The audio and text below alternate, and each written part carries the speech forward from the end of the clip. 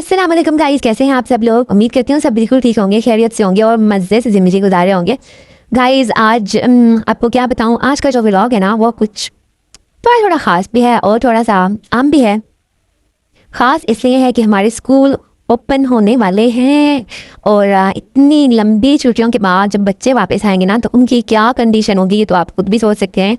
अगर आपके घर में बच्चे हैं तो आपको पता होगा कि वो छुट्टियों में कितना पढ़ते हैं तो जब बच्चों के आने के दिन करीब आ रहे थे तो इससे पहले हम लोग पहले से स्कूल आ रहे थे, लेकिन हम लोग काफ़ी बोर हो रहे थे तो हमने सोचा कि हम प्रेजेंटेशन स्टार्ट करते हैं। तो हमारी डेली की प्रेजेंटेशन हो रही थी जिसमें कि टीचर्स की स्कूल के हवाले से स्कूल को और बेहतर बनाने के लिए हमने जो डिफरेंट प्लान्स किए कि हम किस तरह से अपने स्कूल के सिलेबस को ज़्यादा बेहतर कर सकते हैं, स्कूल की प्लानिंग करके, स्कूल की एक्टिविटीज़ प्लान करके, उसके करिकुलम को सेट करके और बच्चों की ग्रूमिंग कैसे करनी है, स्पोकन पे कैसे हमने ज़्यादा फोकस करना है। ये सारी चीज़ें जो है ना इनको ज़्यादा बेहतर बनाने के लिए हमने डिफरेंट आइडियाज़ पे काम किया। और इसके अलावा सब टीचर्स ने यहाँ पे अपनी अपनी प्रेजेंटेशंस दी।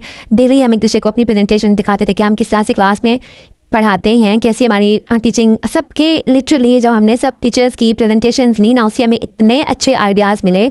हमें लगा कि जैसे इस क्लास की मतलब अगर मैथ का मैं बात करूं तो मैथ की बहुत सारी चीज़ें तो शायद मैं जब पढ़ती थी तो मुझे उन चीज़ों की इतनी नॉलेज नहीं थी जितनी आज मैंने अपने ही कलीग से सीख ली। मतलब कि यहाँ हम लोग एक दूसरे को पढ़ा रहे थे, समझा रहे थे, तो हम इस तरह से शो कर रहे थे जैसे हमारे सामने हमारे छोटे नन्हे मुन्ने बच्चे बैठे थे और हम उनको पढ़ा रहे हैं।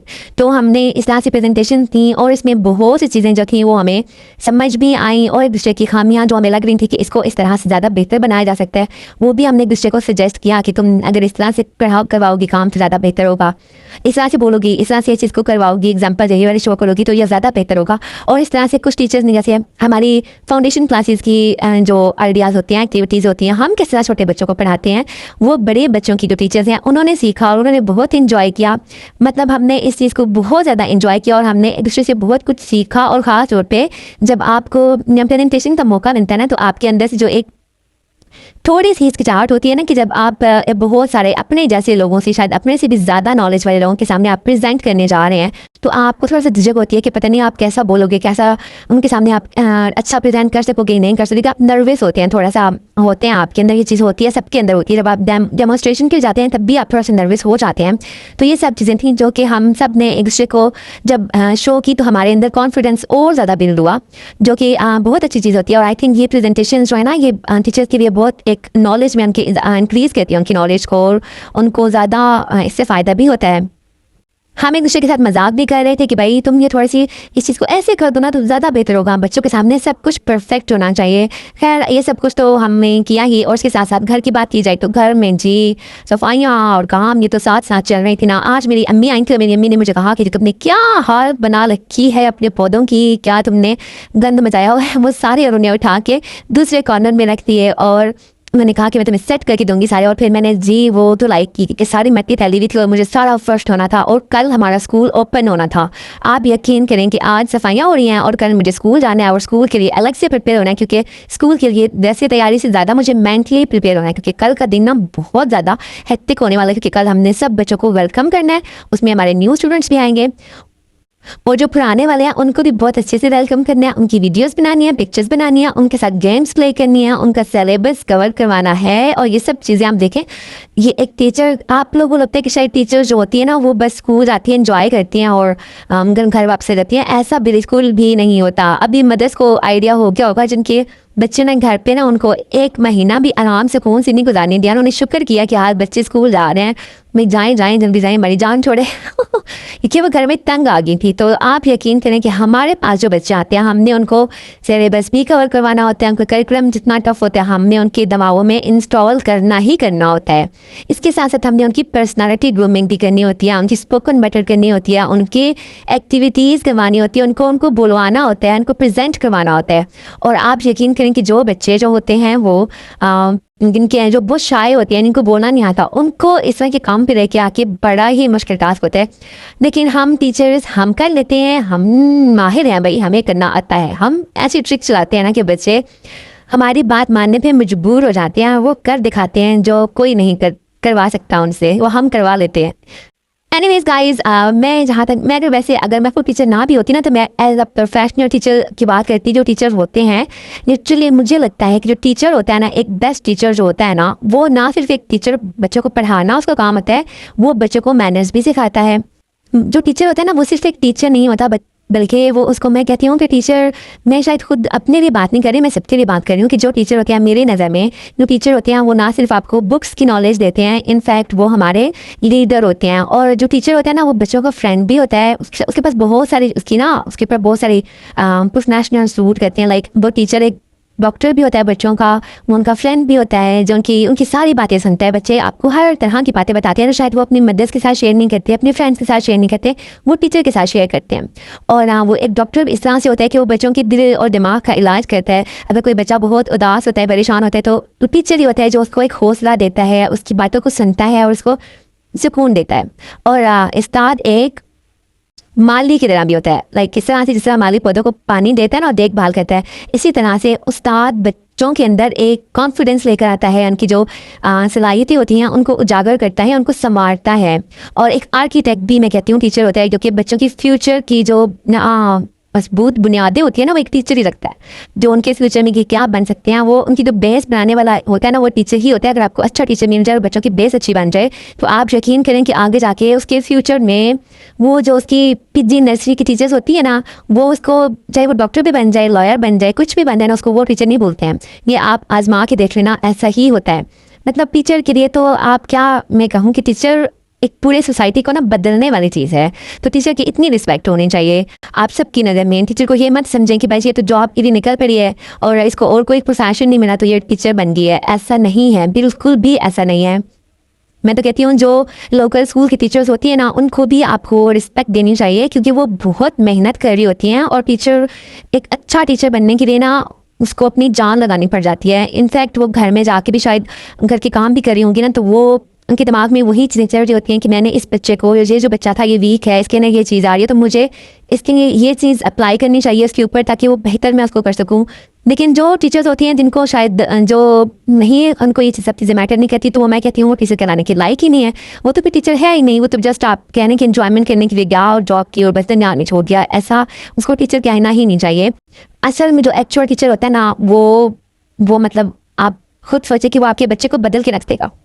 एनीवेज बहुत बातें हो गई टीचर की। चलिए अब जब आते हैं हम अपनी मेन सब्जेक्ट की तरफ, जो कि आज का हमारा टॉपिक है। स्कूल ओपन हो गए हैं और बच्चे जो हैं वो तशरीफ़ ला रहे हैं, और बच्चे जो हैं ना वो आज तो इतना इंजॉय करने का आज उनका लग रहा है कि आज हमारा खुशी का दिन है। हैप्पीनेस उनको देख के उनके चेहरे पे नज़र आ रही है। कुछ बच्चे हैं थोड़े से जो सैड फील हो रहे हैं, उनको उनकी मम्मा से आज वो जुदा हो रहे हैं और स्कूल आ रहे हैं, तो उनको थोड़ा सा हो रहा है।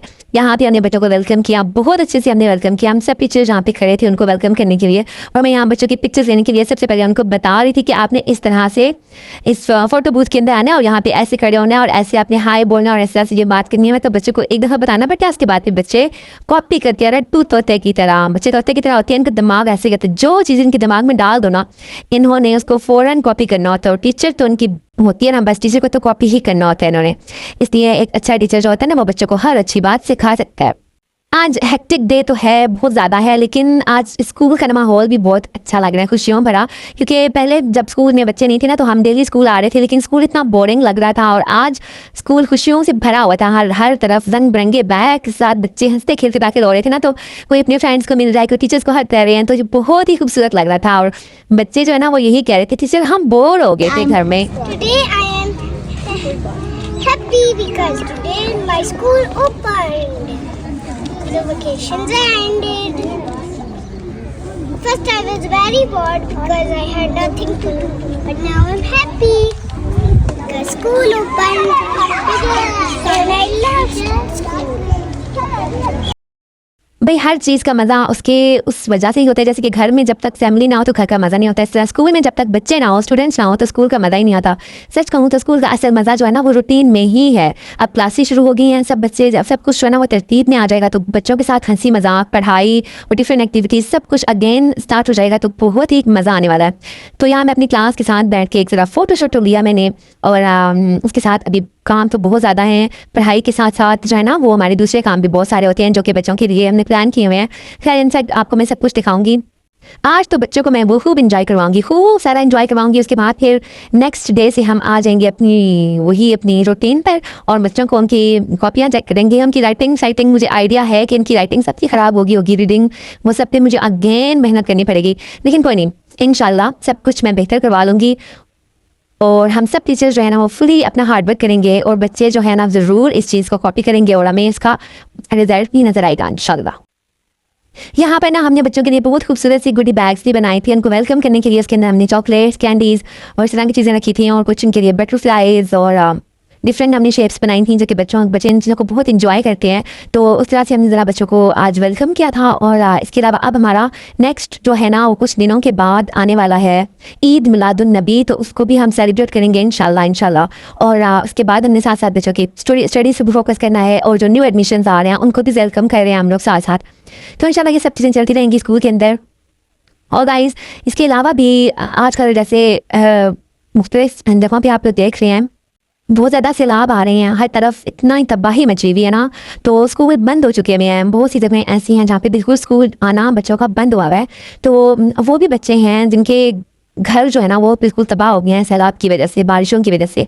तो अल्लाह ताला हमें इन तमाम बुरी आफात से बचाए रखे और हम सबको जितना एक हंसते मुस्कुराते पाकिस्तान में सलामत रखे सब बच्चों को।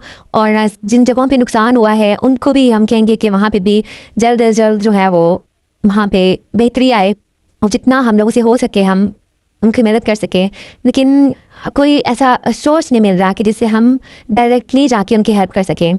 तो मुझसे तो यही हो सकता है कि मैं यहाँ पे आके कुछ बोल लूँ, तो मैं यहाँ बोल रही हूँ, तो दुआ भी कर सकते हैं उनके लिए। और कुछ नहीं कर सकते तो हम दुआ ज़रूर कर सकते हैं ऐसे लोगों के लिए कि अल्लाह ताला उनको इस तमाम बुरी आफात से बचाए। जहाँ पर ये चीज़ें आ रही हैं हम सबको अल्लाह ताला गुनाहों से बचाए और बुरे कामों से बचाए। शायद हमारे गुनाह हैं जो हम सब पर ये बुरी आफात नाजिल हो रही हैं। और सबसे बड़ी बात कि हमें दूसरों के लिए ना हमें दूसरों के हेल्प करने के लिए हमारे अंदर कोई जज्बा पैदा करे। मतलब हम लोग हैं कि आजकल पहले लोग होता था कि दूसरे की मदद करते थे, कोई मुश्किल में आ जाता था ना तो उसकी हेल्प करने के लिए लोग उनके घर भी जाते थे। लेकिन आजकल लोग किसी का भी ख्याल नहीं करते हैं, लोगों को बस अपनी पड़ी है, हर किसी को अपनी पड़ी है, किसी को किसी का ख्याल नहीं है। मुझे लगता है कि लोगों को लगता है कि ये बंदा जो है ना इसके पास बहुत पैसा है, ये कर सकता है, इसके पास ये पावर है, तो तब वो ऐसी दोस्ती करते हैं।